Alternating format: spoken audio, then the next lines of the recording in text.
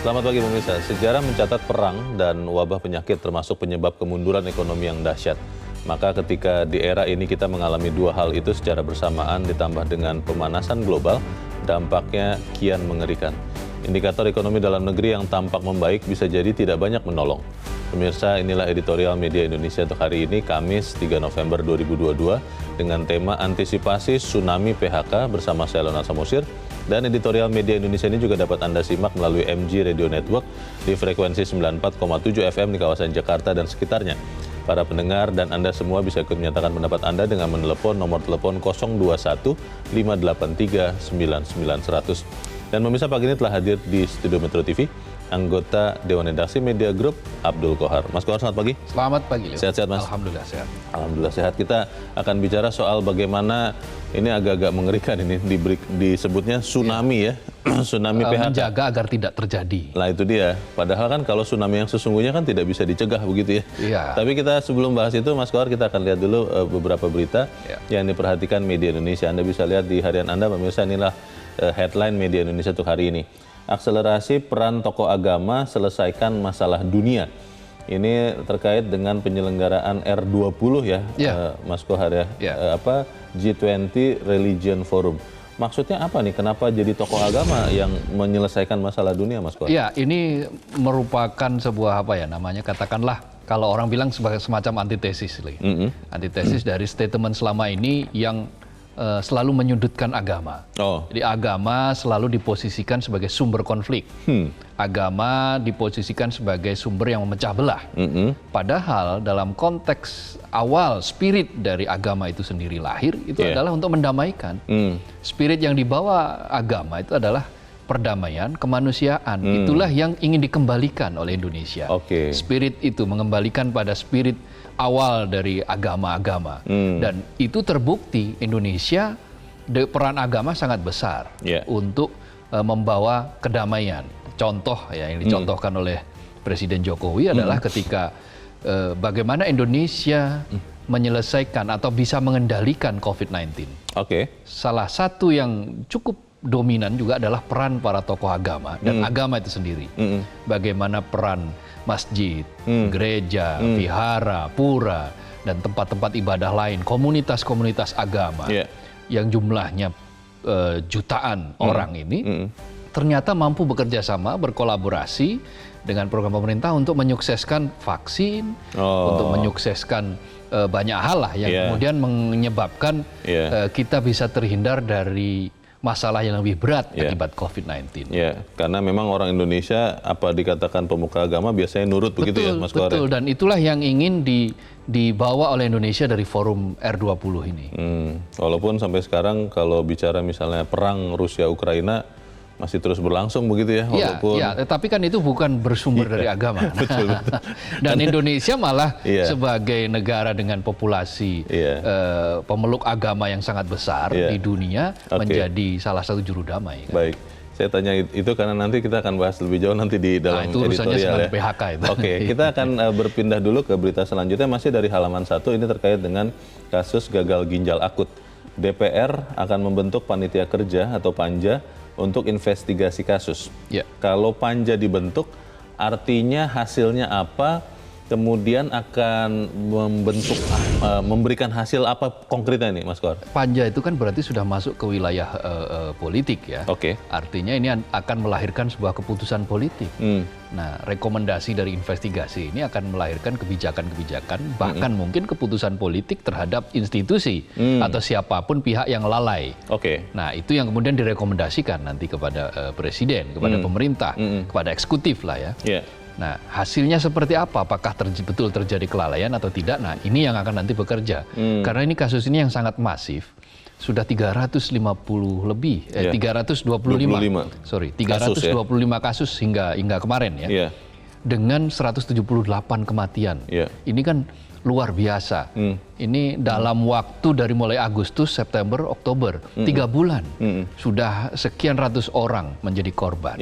Maka ini tidak bisa main-main. Nah, DPR sebagai representasi wakil dari rakyat, maka ya dia harus memastikan bahwa ini terjadi bukan karena kecerobohan misalnya, atau justru sebaliknya ini terjadi karena kecerobohan, dan kalau terjadi kecerobohan supaya nanti ke depan tidak terulang harus apa yang dilakukan, itu loh, mekanisme seperti apa.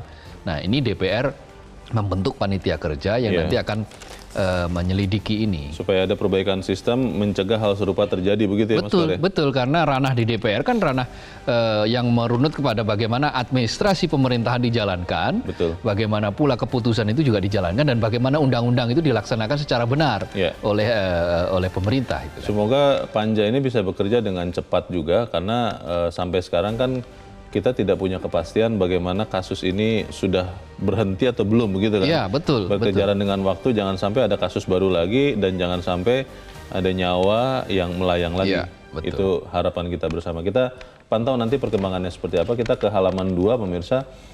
Ini ada berita foto yang dilakukan tadi malam oleh semua pihak termasuk pemerintah, penghentian siaran TV analog. Jadi memang kita sekarang sudah masuk ke era TV digital.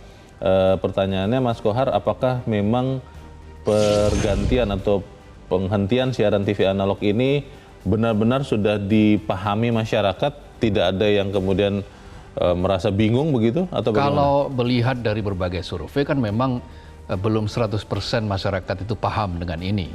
Tetapi ini sesuatu yang harus segera dilakukan. Karena Undang-Undang Cipta Kerja kan merekomendasikan paling lambat pada tahun ini, akhir tahun ini semua harus switch gitu kan, berpindah TV digital, ke TV digital. Nah ini dimulai dari Jabodetabek, mulai tadi malam kita tidak bisa menyaksikan lagi TV analog, tetapi TV digital. Nah yang pasti, yang harus dipastikan oleh masyarakat itu adalah bagaimana sosialisasi ini lebih masif lagi. Seperti misalnya begini, masyarakat masih ada yang bingung. Televisinya sudah smart TV, tetapi mereka masih tetap mengejar-ngejar set-top box misalnya.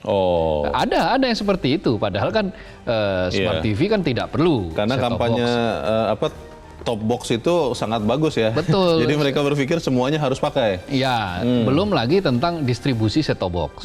Iya. Yang di berbagai daerah masih harus digenjot lagi. Nah ini semua adalah kuncinya ada pada bagaimana stakeholder ini melakukan bersama-sama kampanye bahwa mengapa switch off ini menjadi sangat strategis dan penting. Di negara-negara lain sudah ditinggalkan. Nah, frekuensi dari hasil switch off ini kan bisa digunakan untuk yang lain. Bisa digunakan untuk menaikkan bandwidth internet misalnya. Itu kan jadi ada keuntungan-keuntungan. Nah, keuntungannya apa? Ini juga harus dijelaskan kepada masyarakat. Sampai pada hal-hal yang detail lah. Sehingga masyarakat tidak kaget, tidak shock, tidak kaget, sehingga loh kok tiba-tiba TV saya mati. Tidak bisa melihat lagi ya. Betul, dan itu sertakan juga dengan komunitas. Jangan hanya melalui medium yang normal-normal saja, tetapi komunitas ini juga penting untuk dilibatkan. Apalagi kalau hanya mengandalkan media sosial begitu ya. Iya, betul. Tidak semua orang terjangkau media sosial. Itu dia.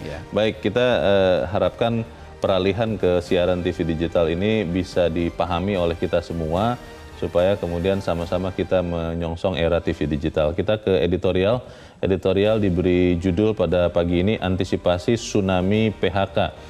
Tsunami ini kan dahsyat ya. Saya masih ingat tsunami Aceh, Mas Kohar, itu sempat di sana, parah sekali. Apakah kemudian artinya PHK yang terjadi sekarang ini akan menjadi tsunami atau maksudnya bagaimana Mas Kohar? Jumlah dari mereka yang sudah terkena PHK dari sektor tekstil dan produk tekstil ini sudah luar biasa. Sudah hampir 55.000. Bahkan mungkin per hari ini sudah naik lagi jumlahnya. 55.000 orang kehilangan pekerjaan, harus di PHK hanya dari satu sektor. Dan itu hanya dari Jawa Barat. Yaitu apa? Tekstil. Artinya ini warning. Kalau sampai tidak terjadi penanganan atau mitigasi yang memadai, boleh jadi akan terjadi tsunami. Yang ini dampaknya bisa mengerikan. Ini tidak bisa dipandang enteng. Kenapa? Karena sektor tekstil dan produk tekstil ini merupakan sektor padat karya. Menciptakan atau meng-create peluang kerja itu kan bukan sesuatu yang gampang. Apalagi zaman sekarang. Apalagi sekarang. Pertumbuhan ekonomi 1% kan belum tentu sekarang mampu menyerap seperti dulu 400.000 tenaga kerja otomatis terserap, belum tentu sekarang seperti itu. Nah, karena itu ini menjadi warning yang sangat harus betul-betul disikapi oleh penentu kebijakan. Bagaimana ini?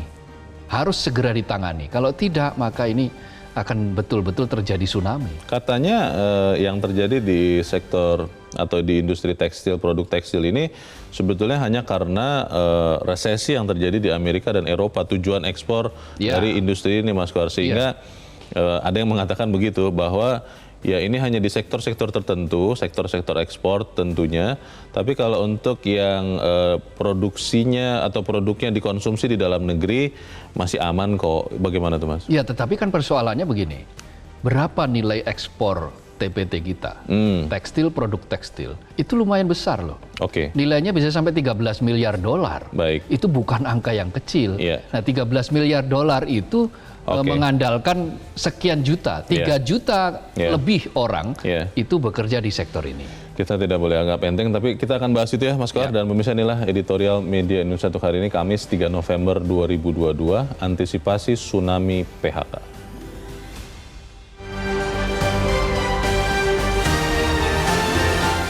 Antisipasi tsunami PHK.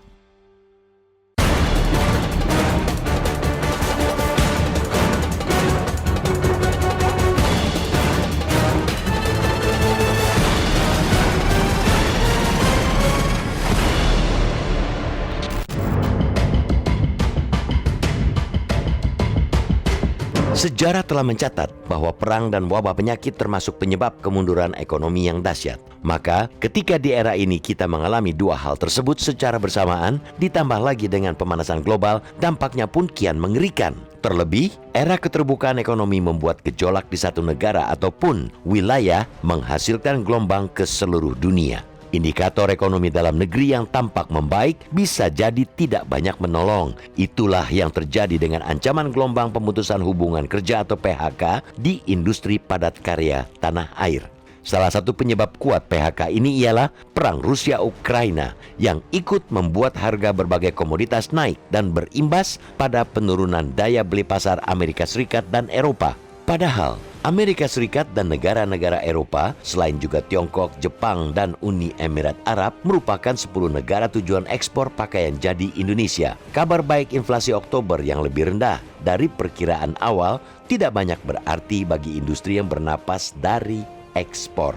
Gelombang PHK telah nyata di Jawa Barat. Menurut Ketua Umum Perkumpulan Pengusaha Produk Tekstil Jawa Barat, Yan Mei, per Oktober 2022 telah 55.000 orang dikenai PHK dan sebanyak 18 perusahaan di 14 kabupaten kota di Jawa Barat tutup.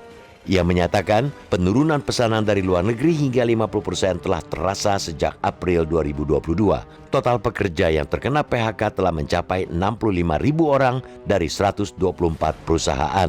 Jumlah itu diperkirakan bakal terus bertambah. Gelombang PHK ini tidak boleh dibiarkan menjadi tsunami. Pemerintah harus segera membuat langkah antisipasi baik jangka pendek maupun panjang. Opsi langkah pertama antisipasi itu juga semestinya mencakup penerbitan surat edaran Menteri Ketenagakerjaan sebagaimana yang sigap dikeluarkan di awal masa pandemi.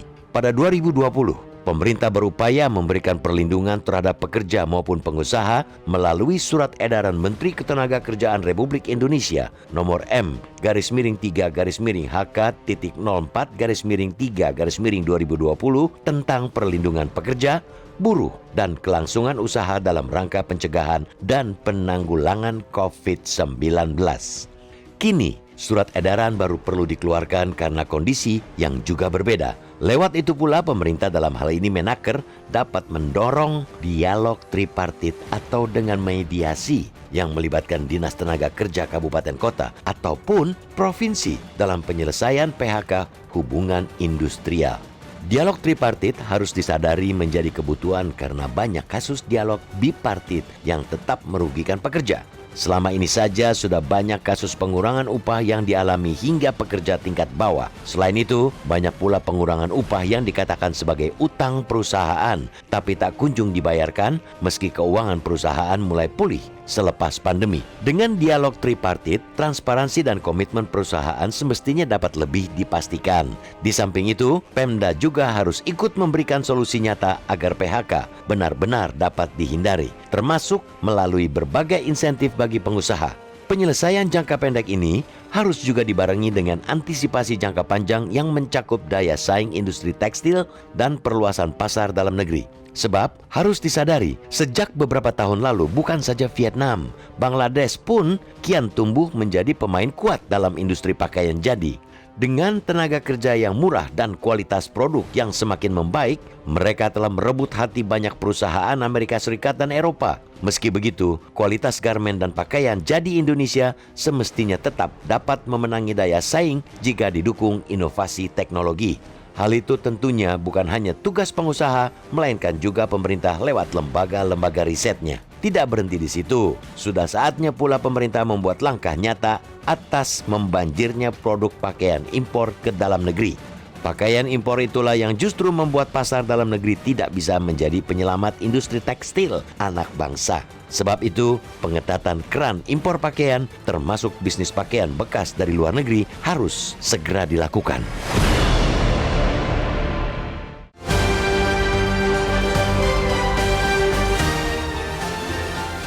Di bagian berikut Anda bisa ikut menyatakan pendapat Anda terkait dengan editorial pagi ini. Pemirsa, untuk saat ini tetaplah bersama kami.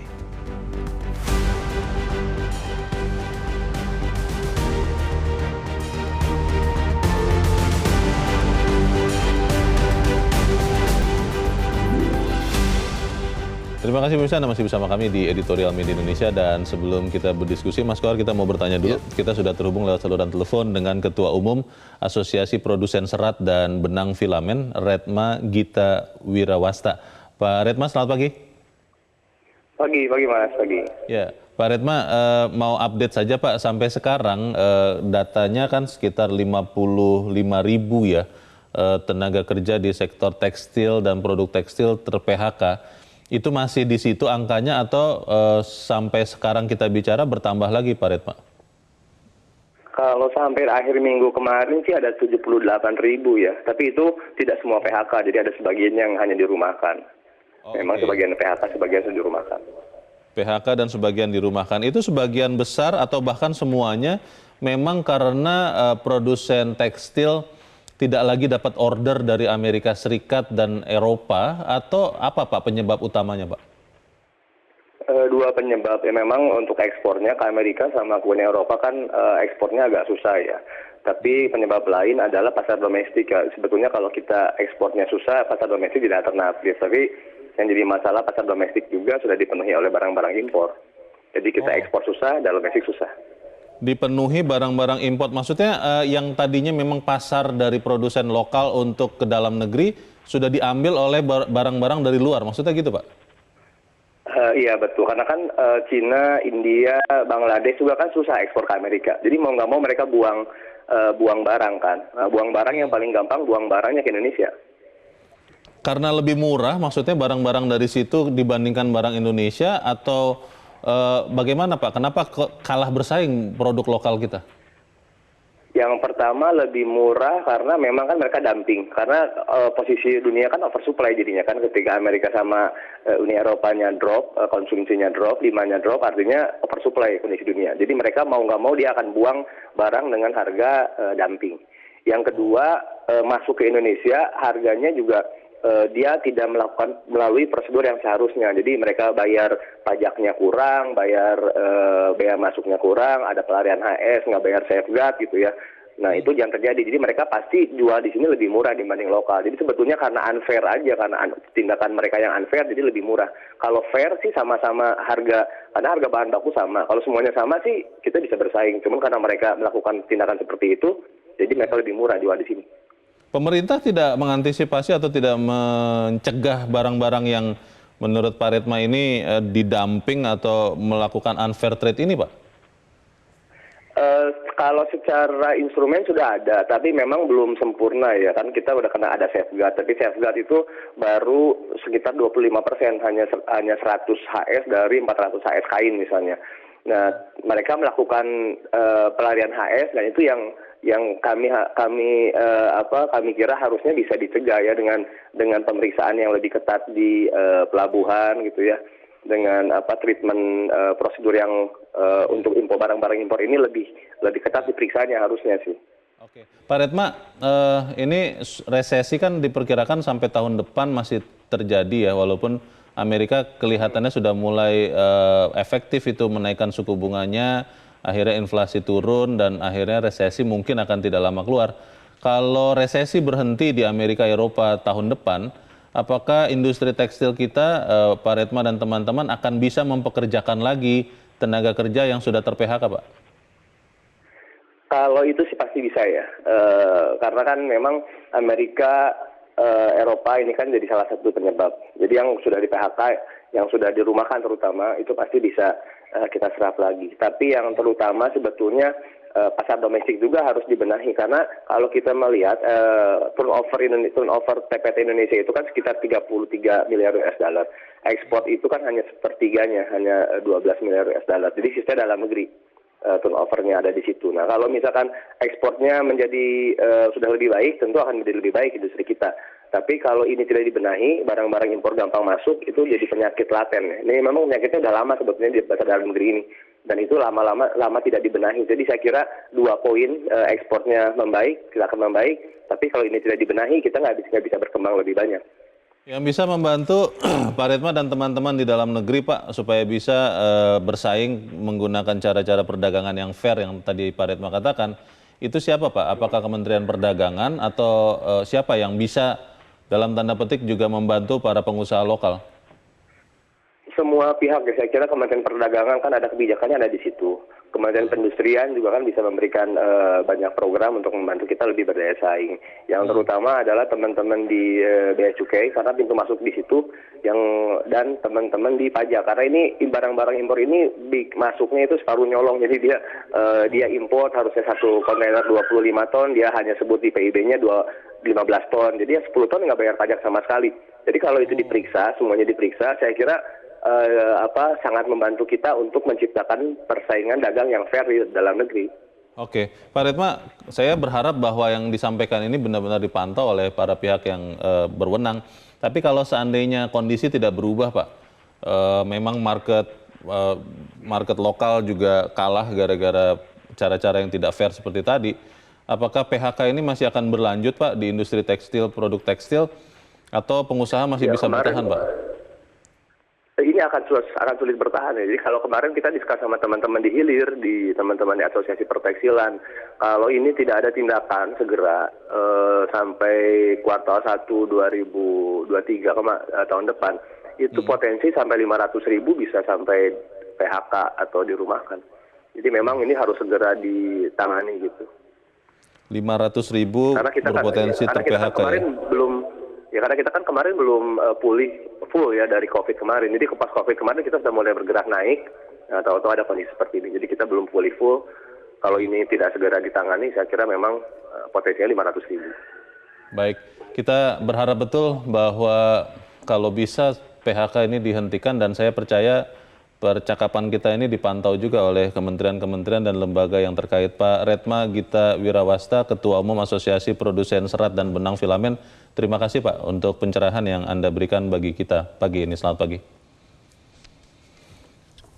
Saya agak jadi ngeri juga nih Mas War, karena mendengar ya yang dikatakan estimasi, ya. Betul, itu memang belum terjadi, semoga tidak terjadi, tapi bisa terjadi. Nah pertanyaannya, apa kemudian ini harus ditanggung sendiri oleh para pengusaha, berjuang sendiri supaya bisa bertahan, tenaga kerjanya tidak ter-PHK, atau bagaimana Mas? Ya tentu saja tidak. Ini urusan bukan hanya urusan satu sektor, ini urusan multisektor. Dan ini juga menjadi urusan pemerintah sebagai pemegang mandat, pemegang amanat dari rakyat yang punya cita-cita atau pasti diharapkan oleh rakyat untuk menciptakan banyak sekali lapangan pekerjaan. Bukan malah banyak terjadi PHK kan gitu. Nah karena itu apabila yang terjadi adalah PHK, maka yang dilakukan oleh pemerintah adalah mencegah, mengatasi, memitigasi supaya hal ini tidak terjadi. Kan yang diupayakan oleh pemerintah sekarang kan adalah apa? Pertumbuhan ekonomi yang sehat, pertumbuhan yang mampu menyerap lapangan kerja sebanyak-banyaknya. Ketika terjadi sebaliknya, maka ini alarm yang harus segera diantisipasi. Apa yang harus segera dilakukan, kita akan bahas di bagian berikut Mas Koa, dan pemirsa tetap bersama kami, Editorial Media Indonesia segera kembali.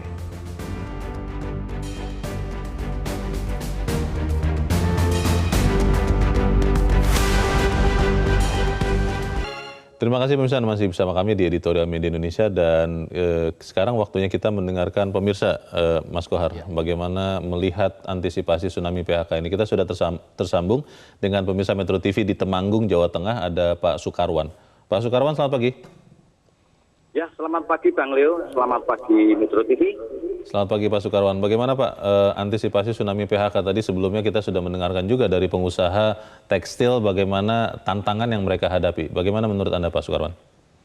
Begini, saya singkat ada beberapa hal yang harus saya sampaikan. Pertama, kita pernah mengalami resesi yang sangat-sangat ngeri tahun 83, 84, 85. Pada waktu itu Menteri Tenaga Kerja Pak Domo, Menteri Pertanian Pak Afandi. Tapi dia melakukan manajemen ceket-ceket dan antisipasi. Ketika perang Irak-Iran pecah dan Irak-Iran menjual minyak dengan ranting harga, OPEC kelimpungan, OPEC kelabakan semua negara-negara OPEC, termasuk Indonesia, Direktur OPEC Pak Profesor Dr. Subroto, Menteri Energi pada itu. Nah, kita pengalaman dari itu, ini bukan tugas semata-mata Menteri Tenaga Kerja sekarang, tapi harus kompak. Sesama pembantu presiden harus kompak, harus ada dialog-dialog tripartit instansi terkait. Ketika tahun 84 kita resesi, Pak Harto tahun 86 bisa membuktikan kepada dunia swasembada pangan, sehingga pentingnya ketahanan pangan. Terus para pengusaha ini yang paling penting adalah kalau sampai daya saing produk kita yang kita ekspor turun atau kalah dengan negara lain, ini akan kacau, ekspor kita tidak laku. Makanya pertahankan daya saing, daya kualitas produk-produk kita yang terutama yang produk-produk ekspor. Untuk dalam negeri harus kita pertahankan ketahanan pangan. Pak Menteri Sandiaga Uno sudah melakukan beberapa langkah untuk mengantisipasi ini semua, termasuk mengaktifkan sektor-sektor wisata lokal. Yang terakhir, bagaimanapun upayakan jangan sampai ada tenaga kerja yang di PHK. Baik. Itu aja. Yes, terima kasih Pak Sukarwan di Temanggung, Jawa Tengah untuk pendapat Anda Pak. Selamat pagi. Di belakang Pak Sukarwan ada Pak Yunus Luat di Tanjung Selor, Kalimantan Utara. Pak Yunus, selamat pagi. Selamat pagi. Terima kasih untuk kesempatan diberikan untuk kami di Tanjung Selor, Kabupaten Bulungan, Provinsi Kalimantan Utara. Menyikapi bagaimana menghadapi tsunami PHK akibat dari dampak perang Rusia-Ukraina. Pertama, resiko memang harus ada, begitulah kehidupan. Tetapi kami berharap kepada industri-industri yang ada. Mari jeli bagaimana cara untuk memanage perusahaan supaya jangan terlalu banyak yang di PHK. Kasihan warga kita. Kemudian seharusnya katakanlah 100 orang wajib di PHK, tapi bagaimana cara untuk memberdayakan mereka mengusahakan tempat yang lain supaya tidak menjadi suatu permasalahan yang baru.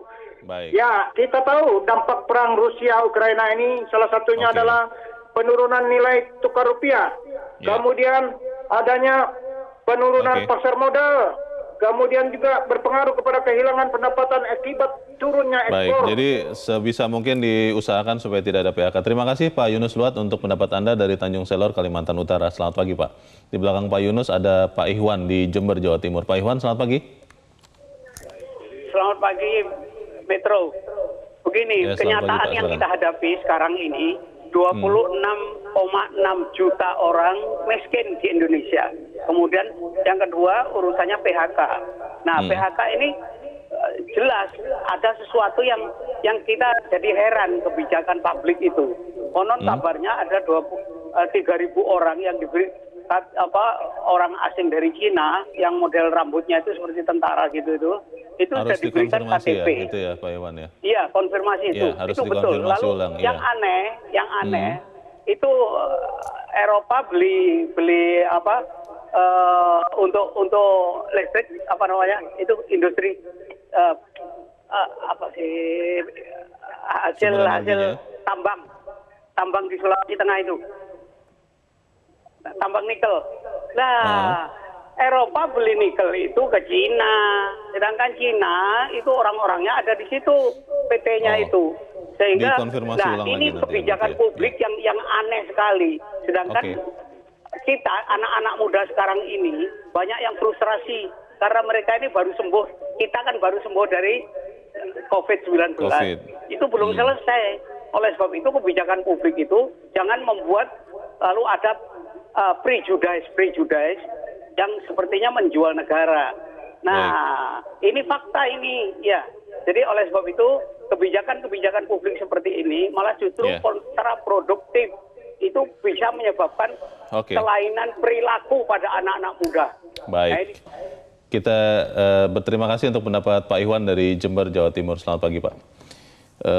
Harapan semua pemirsa Mas Kohar sama tentunya dengan kita bahwa sebisa mungkin PHK dihindarkan. Kalau bicara dengan pengusaha, sebetulnya juga PHK itu kan sesuatu yang dihindarkan. Mencari tenaga kerja, apalagi yang sudah bisa langsung dimanfaatkan untuk bekerja di industri tekstil juga bukan sesuatu yang mudah. Nah, pertanyaannya kembali lagi ke tadi pernyataan Pak Redma yang di awal dikatakan bahwa nilai perdagangan atau industri tekstil di Indonesia itu sekitar 33 miliar dolar, ekspornya hanya sekitar 12 miliar dolar, tapi yang lebih besarnya di Indonesia itu dalam tanda petik dikalahkan oleh barang-barang yang masuk dengan cara yang tidak fair. Nah, ini apa nih solusinya nih Mas Kohar? Ya, jadi kan tadi para pemirsa lebih banyak menelpon PHK secara keseluruhan.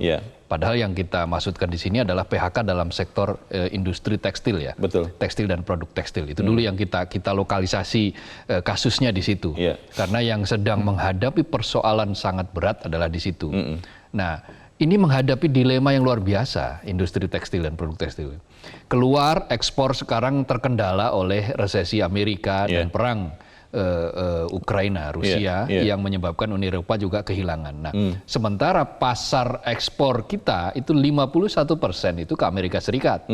Kemudian ya sisanya ke beberapa negara termasuk ke Eropa. Tetapi kan lebih dari separuh dari 12 sampai 13 miliar dolar itu hilang karena order sekarang jauh drastis menurun. Turun banget. Berdasarkan laporan dari Asosiasi Pertekstilan Indonesia, itu nilai turunnya bisa sampai 40%, antara 40% sampai 70%. Wow. Sekarang itu order itu sudah turun. Hampir tidak ada lah ya order Hampir dari tidak ada. sana ya. Artinya kan kalau sampai 70% kemudian order itu sama sekali tidak ada, maka harapannya sebetulnya kan pasar domestik, pasar dalam negeri. Tetapi problemnya seperti yang tadi disebutkan oleh Pak Redma adalah ternyata kita juga gagal dalam menjaga barang-barang yang masuk secara ilegal, yang diistilahkan separuh nyolong, ya separuh legal tapi separuhnya lagi ilegal kan gitu. Nah, ini yang harus dipastikan. Jadi ketika situasi seperti ini, ancaman krisis seperti ini, ketika dunia sedang lesu permintaan, permintaan pakaian jadi, permintaan tekstil dan produk tekstil lah ya. Ketika itu berkurang, maka kita mengandalkan pasar domestik mestinya. Kan semua analis ekonomi mengatakan Indonesia bisa terhindar dari resesi global apabila kita mampu meng-create pasar domestik kita. Dan faktanya memang kita sekarang kan ditumbuhkan karena konsumsi domestik. Betul, lebih dari separuh loh. Ekspor kita kan cuma 25% dari PDB. Artinya kan 75% itu betul-betul mengandalkan pasar domestik kan. Nah, itu mestinya di-create sedemikian rupa supaya tidak terjadi kebocoran. Persoalannya tadi sebagaimana pengakuan dari Pak Redma, data dari Pak Redma menunjukkan bahwa tekstil dari Cina, dari Tiongkok, dari Vietnam, dari Bangladesh itu membanjiri Indonesia dan tanpa bisa dicegah itu kan luar biasa. Apabila untrade fair atau perdagangan yang unfair trade ini, perdagangan yang nggak fair ini terus-menerus dibiarkan, tentu saja ya kita hanya akan menyaksikan ratusan ribu orang di sektor tekstil dan produk tekstil akan terkena PHK. Itu yang saya masih agak aneh ya Mas Kohar. Maksud saya aneh begini, kan kalau kita melihat jajaran kementeriannya ya, kalau kita bicara tadi yang dipertanyakan kan bea cukai dan pajak.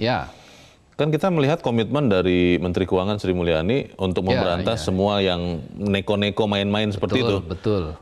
Ini berarti harus kembali ditegaskan lagi atau diperiksa ulang bagaimana di lapangannya? Ada penyakit yang paling parah yang sering kali terjadi di kita ini kan, saya sering mengucapkan di forum ini juga, itu salah satu diantaranya yang paling parah adalah konsistensi.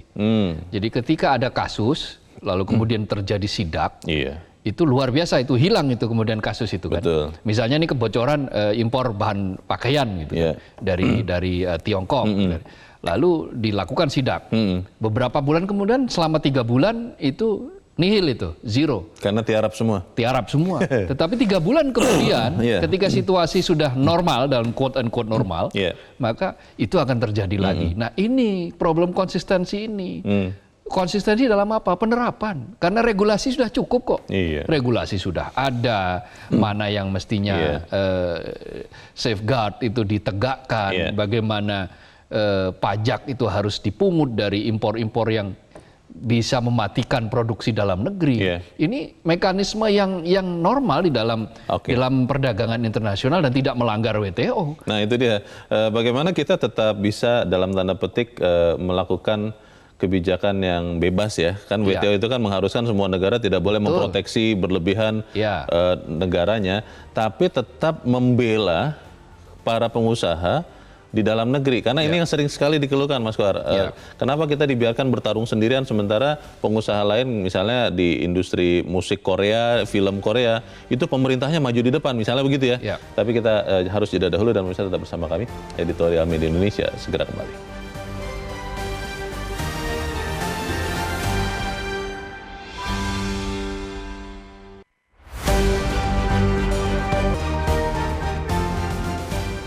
Terima kasih pemirsa, Anda masih bersama kami. Kita di bagian akhir dari diskusi kita pagi ini. Mas Kohar, ini kan bukan sesuatu yang bisa kita berlambat-lambat ya. Ya. Kita melihat bahwa 55.000 tadi Pak Redma mengatakan bisa jadi 78.000 yang termasuk yang dirumahkan. Ya. Dan bisa kalau tidak ada apa-apa upaya bisa sampai 500.000 yang di PHK. Betul. Di atas yang di PHK ini kan ada sekian orang lagi di belakangnya. Iya.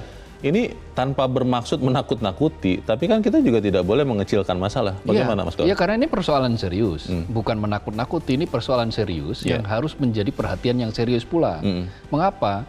Karena 55.000 yang existing PHK saat ini itu bukan jumlah yang kecil loh. Iya. Meng-create pekerjaan untuk 55.000 itu bukan perkara yang sangat gampang. Susah. Apalagi yang tadi data menunjukkan di sektor tekstil itu sekarang sudah ada penurunan order itu hingga separuh lebih, Iya. 50% Iya. untuk ekspor.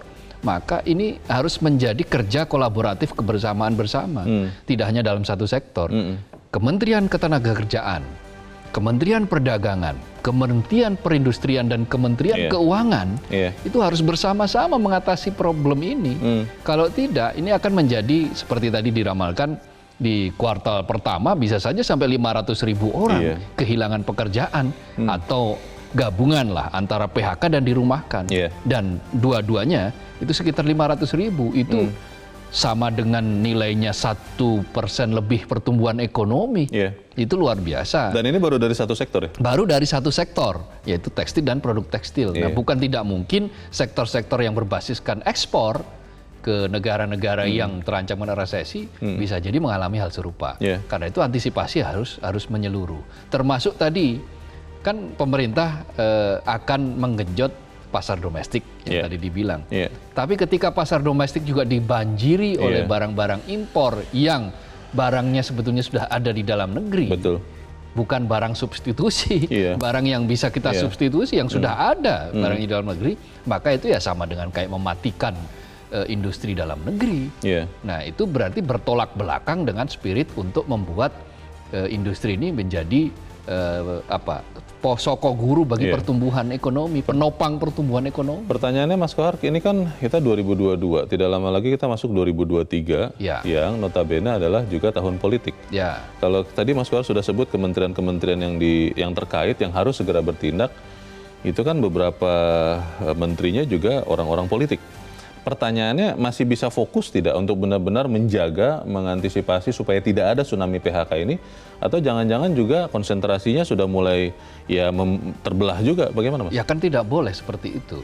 Ketika mereka ditugaskan oleh negara menjadi menteri dan kemudian diikhlaskan oleh partai kan partai politik kan semua mengatakan kami wakafkan kader kami kan. Benar-benar wakaf atau hanya kata-kata saja tuh? Ya mestinya tidak hanya dalam kata-kata karena partai politik akan dinilai dari antara janji dan realisasi kan begitu.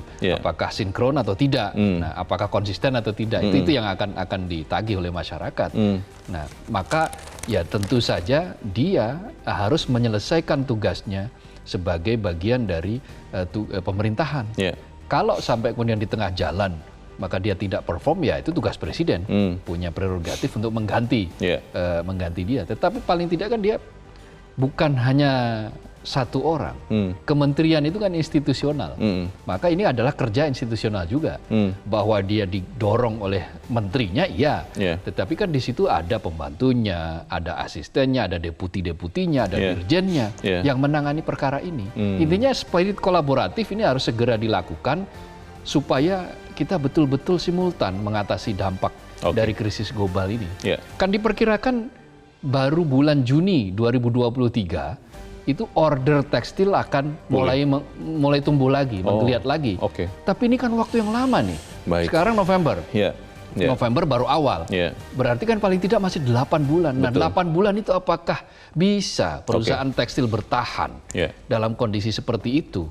Nah, ini yang harus segera diatasi. Kalau tidak, tentu tsunami PHK akan terjadi dan kita sangat tidak menginginkan hal itu. Kita harap itu tidak terjadi. Mas Abdul Qahar, terima kasih sudah hadir di tempat ini. Selamat pagi, Mas. Selamat pagi, Leo. Terima kasih. Pemirsa, sudah saatnya pemerintah membuat langkah nyata atas membanjirnya produk pakaian impor ke dalam negeri. Pakaian impor itu yang justru membuat pasar dalam negeri tidak bisa jadi penyelamat industri tekstil anak bangsa. Pengetatan keran impor pakaian termasuk bisnis pakaian bekas dari luar negeri harus segera dilakukan. Mari kita sama-sama cegah tsunami PHK ini. Saya Leonard Samosir, berterima kasih Anda sudah menyimak editorial Media Indonesia 1 pagi ini. Tetap jaga kesehatan Anda. Selamat pagi, sampai jumpa.